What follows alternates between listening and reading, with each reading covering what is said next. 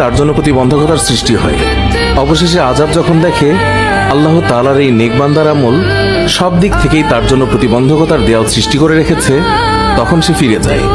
আর সেই সময় সবর ওঠে, নেক আমল সমূহকে বলতে থাকে, এই আযাবের প্রতিরক্ষায় আমি এই জন্য আসিনি যে মূলত তোমাদের শক্তির পরিমাণ দেখা আমার উদ্দেশ্য ছিল। আমি যদি তাকে প্রতিহত করতে ব্যর্থ হতাম তাহলে আমি অবশ্যই এসে এই বান্দাকে আযাব থেকে রক্ষা করতাম। তোমরাই যখন যথেষ্ট হয়ে দাঁড়ালে তখন আমি এই বান্দার জন্য অতিরিক্ত সঞ্চয় হয়ে রয়ে গেলাম।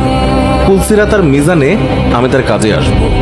এরপরে এই বান্দার কাছে দুজন ফেরেশতা আসে যাদের চোখ নীল বর্ণের, আওয়াজ ভয়ঙ্কর, গরুর শিঙের ন্যায় দাঁত এবং তার শ্বাসের সাথে নাসা রন্ধ্র দিয়ে অগ্নিশিখা বের হয়।